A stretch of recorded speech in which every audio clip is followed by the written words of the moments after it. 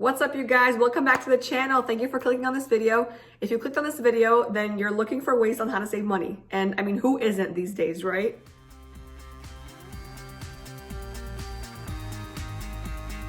All right, so welcome if you are new here. My name is Donna. I have my doctorate, my master's, my bachelor's in different areas of health and of theology, and so you can check that in the description below. But I'm so glad that you're here to join me today. If you have not already, don't forget to click the subscribe button, like, share, comment down below your thoughts. We're gonna just jump right in and get going with these tips. Life can get kind of expensive these days, right? And so I hope these tips are helpful for you in knowing how to save some money. And everyone needs money, right? Like, you can't just say you don't need money or you don't care to spend your money here and there. Like, money is an amazing asset. And so you wanna make your money work for you. You wanna be wise with how you save and with how you spend. And of course, I'm not an expert in this topic or in this area, but financial health and wellness and literacy is a thing. And so if we can learn how to improve the way that we steward our resources, the way that we steward our money, I think it's just gonna set us up for long-term health and wellness and success. Because if you think about it, there are times where you are maybe low on money, or maybe you are higher on money, money does affect how you feel about yourself mentally, how you take care of yourself physically. So it does have a trickle effect into other areas of health and wellness.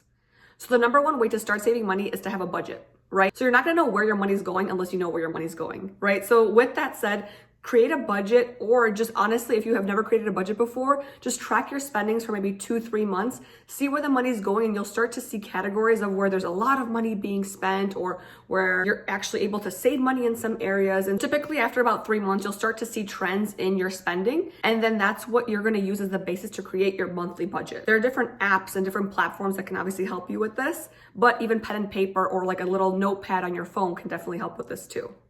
Okay, number 2. So this might be a little bit of a touchy one, but check your monthly subscriptions. Like, do you really need all 79 of those streaming platforms? Do you really need Hulu and Peacock and Amazon and Netflix? Do you really need all those platforms? Or do you really need to be going to a $500 a month gym? Again, if you can afford it, obviously, if it fits in your budget, if it's a need, go for it. But these are just ways on how to save some money. And typically with subscriptions, your card is on an automatic charge, right? Like a monthly charge. So maybe if you take your card off the automatic charge, you'll be a little bit more aware of what is being charged every single month, and maybe make you a little less likely to renew the subscription every single month. Number 3, maybe try limiting how much you eat out. I know this is a tricky, touchy one because this was one of my biggest expenses maybe a year or 2 ago. And especially when you're busy, you're on the go, you just want to eat out, you don't have time to cook meals. But something like limiting eating out from 5 times a week to 4 times a week to 3 times a week, eventually slowing down the amount of time you eat out can save you a lot of money. And obviously with that too, that requires cooking and meal prepping. So you'll have to maybe start cooking at home. And I know this is not everyone's cup of tea. Again, it's taken me some time to transition into this as well. But recently something fun that I've liked to do to get myself into cooking more, into being more fond of cooking, is I'll try to just make 1 new recipe a week. Not only that, but again, just try to challenge yourself and make it fun. So something else that I did, I think last week or 2 weeks ago, because I was like, oh man, I don't want to cook. I was like, you know what? Let me just make this a little bit more fun, a little bit more competitive. I literally competed against myself. I put a timer on for like a 25 minutes. I'm like, let me see if I can make this dinner in 25 minutes. And so I was out to beat my record. I was out to beat my 40-minute record of making that meal. And I guess it just put a twist on things and made it a little bit more fun to cook at home. All right, number 4 is grocery shopping. So this kind of goes along with the past too, with eating out and cooking at home. Some tips for grocery shopping. So you might know these. So it's make a list before you go in.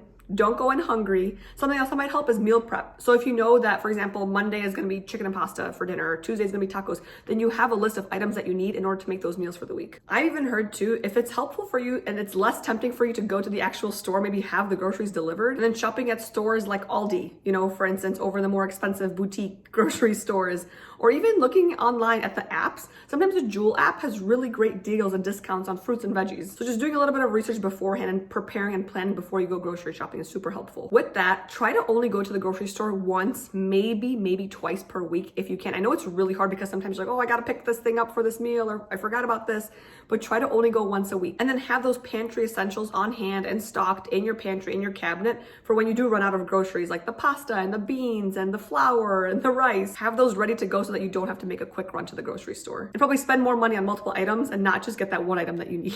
Number 5 is Amazon. So again, tricky, touchy topic because everyone's crazy. And I love Amazon too, right? But there's different ways and techniques on how to go about using your Amazon account, buying things on Amazon that can save you money and decrease your spending. Like when you put something in your cart, don't buy it right away. Let it sink for a day or 2 or 10. Think about whether you really need that item or not. Honestly, I used to wait like a week before purchasing Amazon items in my cart, but now I'm at the point where I wait a month. So I just load up my Amazon cart with whatever I need. I see if it's an essential. I see if I really need it. And at the end of the month, I reconsider, okay, do I need to spend money on that or not? Something else that I recently heard people do is they share Amazon accounts. So they'll share their Prime accounts or they'll use a friend's account if they need a Prime access or whatnot. And so that's a nice way to save some money on Amazon Prime memberships as well. Number 6, these are not in any particular order. This should have probably been number 1, is to get out of debt. It's really hard to save money when you are in debt. And technically the financial gurus will tell you to get out of debt first before saving big chunks of money. So get to paying your student loans, get to paying your credit cards. Don't let your credit cards pile up. See if there are repayment plans for your loans or for other things that you can utilize that will work best for you. I feel like all these topics can be videos and topics to discuss in and of themselves. But okay, number 7 is your monthly bills. These are the recurring monthly bills that you have basically coming in every single month. So your car insurance, your home insurance, your internet, your phone bill. I'm not sure if you know this, but just calling them and seeing if they have any promotions or any offers or any monthly or yearly deals can save you so much money. Or even hunting around and doing some research on the best and the cheapest car insurance plan for you can save you a lot of money monthly and yearly. It really just takes some time and research to do. All right, number 8 is shop at thrift stores. So I know that thrift stores and thrifting is a little bit more trendy these days, but if you think about it, for some things it just makes sense, right? Not only thrift stores, but getting things secondhand through places like Facebook Marketplace is really helpful. Things that you don't want to pay a lot of money for, things that can be perfectly fine used secondhand. Like for instance, one of my friends told me that her mom found a bread maker, a bread machine at a thrift store, which those things can cost like $200-300, and she got it for like $10 at a thrift store. Number 9 is get creative with gifts. So I know that there's always holidays and there's always birthdays and celebrations and you want to buy people gifts. Just be creative and be wise on where and how and what you spend your money on. For instance, maybe cooking or baking something for someone might be a great gift, or giving someone your time. That's the biggest and best gift you could ever give anyone. So it does not have to be focused on material items to be a great gift.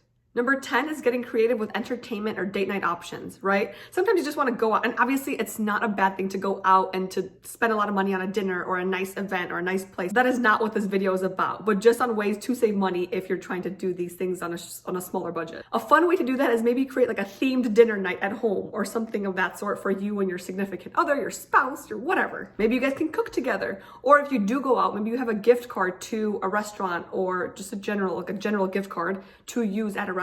Or maybe instead of going out to dinner, you go out for coffee or just for dessert or just for a walk in the city. Again, there are so many different options and so many different ways to get creative with this, but the goal is just be creative with how you spend your time and your money.